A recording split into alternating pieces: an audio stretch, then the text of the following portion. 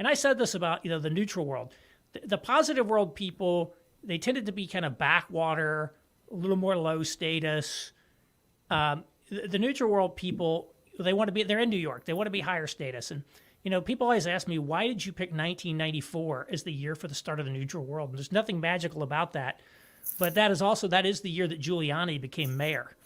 And when, he broke the back of crime in New York, and the cities came back and they became very attractive places to live. And now all of a sudden you have a lot of Christian elites living in the urban centers. It really changes the whole perspective on how you think about the world and who your peer set is and who you're trying to impress. I'll just jump in, and I see a question from Lance about why do we owe unbelievers maximum agreeability? And I think that also goes to that goes to a theme here, which is it's a driving rule, and Aaron's written about that. You've written about this. A driving principle is niceness, I think, in a lot of elite circles, both elite conservative, elite Republican, and elite Christian circles. And what's interesting is I don't see a lot of biblical precedent for this. There are certainly admonitions at times, but I think it's not nearly the level that it seems to be elevated to as a rule in the church. And even very, very well-meaning, even very sincere believers are, I think they feel very constrained by anything that feels like it's not nice. And the example of Jesus was oftentimes very far from this. He had very harsh words at times for his enemies, extremely harsh. He would mock them. Elijah mocked the prophets of Baal before he slaughtered them. It was... there's a lot of different ways that the truth has been presented and that lies have been confronted in the Bible.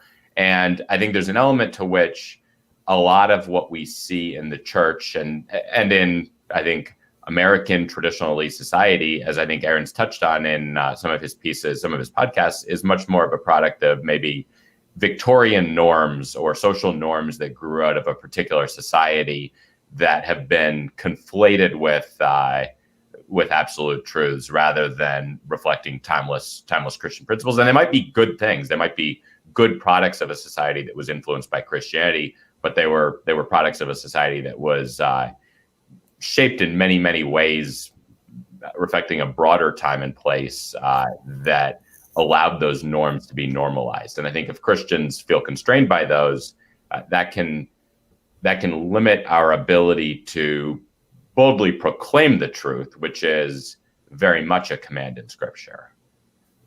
Yeah.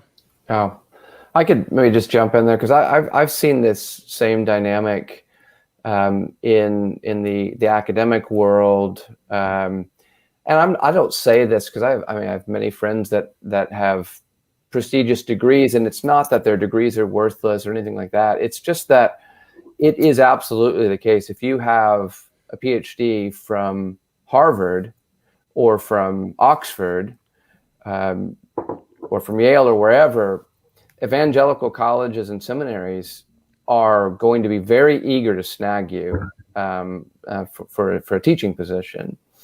And that may not be a bad thing, but there is that subtle danger, subtle temptation to elevate that above all else and to see the credential as the thing that will gain institutional credibility and all of that. And it comes with baggage. I've seen this time and time again, that the subtle temptation to be respected by the broader culture has devastated the church. I think you can see this throughout the entire history of the church. It's really never been any different. It's just that desire to be respected is a very subtle temptation that leads people to back away from certain truths that won't gain them respect, and then to kind of camp out on things that will gain them a hearing in the world. And a lot of times I think Christians don't even know they're doing it because it is a very subtle temptation. And it's just the fact we don't like to be disliked, do we? Who likes people to hate them and to mock them and to revile them and to dislike them? But that's exactly what Christ calls us to as Christians, is to be prepared to be reviled by the world because the world is hostile to the gospel. It's hostile to the truth. And that's never going to change. Those who are unbelieving and are outside of Christ are necessarily hostile to the truth because they don't know the truth. And we can't ever be winsome enough to change that dynamic of unbelief and unbelieving hostility toward the truth. It's always going to exist. And so there's a temptation for us then to soften the truth and to back away from controversial truths. Yeah. Now, what I would say is I do think there's sort of an opposite scenario that did kind of rule in this religious right era where you had some people, maybe like Pat Robertson, who built a business off saying things they knew would offend the world, generate a lot of controversy, you fundraise off of it. So essentially, one of my rules is like, don't voluntarily play the heel, right? There's always this, the world out there has got a script already written with a bad guy role written. And there's, you could have a nice career playing the bad guy, right? And, even some of these like super crazy people out there, like Richard Spencer, he knows how to play the bad guy role. So he gets on CNN. And so I don't think we need to be like gratuitously try to offend people in order to like prove how we are. But then, we don't want to go to the other extreme either. So I'm always a little skeptical of third way sometimes, but I think we have to be ready to be disliked, and we can't allow being liked to shape our decisions to an excessive dissent. But we also, we shouldn't directly go seek. It's like the church say, don't seek out martyrdom. Martyrdom may come for you, but the people who are going to seek it out, that's not necessarily a good thing either. So I think there is a sense in which we have to be careful to avoid both extremes on that. And let's be serious, let's be bold and confident, and we'll get enough hate just by being that without trying to, play the role that's going to like generate the most clicks or something like that. Yeah, a confident statement of Christian truth is always going to be offensive to the world. So we're not going to have to try to offend. It's necessarily going to happen. Well, and I think a relevant point here is playing the pre-written role of bad guy is actually it's a position that still lets them write the script, and it's actually a much less effective position because you aren't saying the truth that you want to say. You might be saying the truth, but you're talking about the topics that they want you to talk about. And you want to be talking about the topics that are most effective to communicate what you believe matters in that time and place. And so I think independence is the way you have an impact, a disproportionate impact in anything. And this is a topic that you've seen talked about a lot in the investment world. Thiel's talked about this very effectively.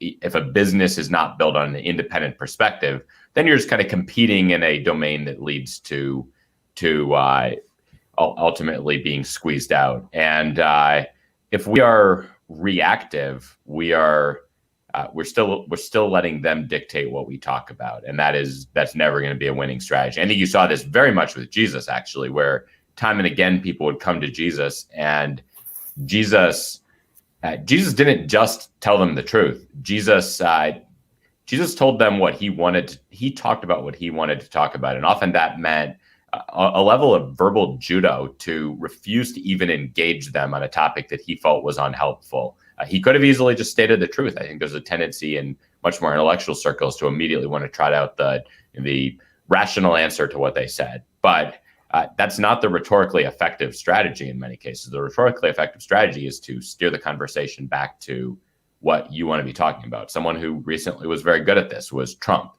He knew how to make people talk about what he wanted to talk about in a way that radically departed from, I think, a lot of what we've seen. I think that's not necessarily a model in every way how it was done, but it was very effective, I think, at in many ways driving some of these paradigm shifts in the nature of political dialogue, because it forced conversations about things that for a long time our elites had really gone to great lengths to avoid talking about. As I think as Christians, we have ample opportunity to do the same thing in numerous areas where society is experiencing collapse, real turmoil, and Christians actually have a bold and a distinct perspective. So I think a good example I sometimes use is actually the Me Too movement. And it was really somewhat surprising to me how during the Me Too movement, so many in the church sort of rushed to say, yes, we endorse this movement. Harassment's bad. This is not Christian. We need to get our own people in line. When really, I think that was talking about it within the framework they wanted, which was all about sort of consent as the ultimate driver of whether sex is okay. And we just played into that sort of consent and power relationship. When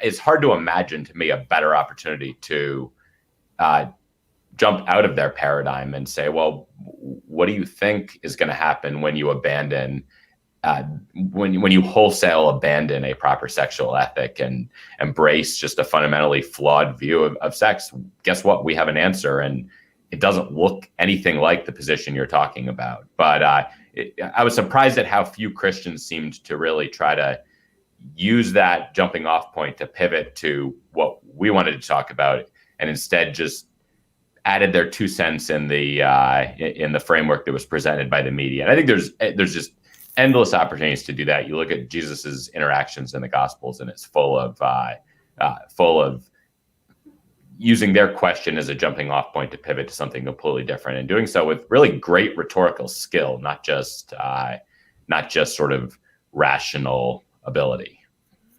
You can think about sexuality too. I mean, today where on issues of homosexuality or transgenderism, and everyone comes at Christians and they say you're all a bunch of bigots, and then we spend all of our time trying to prove to them that we're not really bigots and we don't really hate people, et cetera, rather than talking about, like Nate said, a Christian sexual ethic and how it's good for people. How the family as God has ordained it is good, and how sex within marriage, the way God has ordained it, is good. So we spend all our energy to say we're not really bad people, rather than we actually know the truth and we have a better way.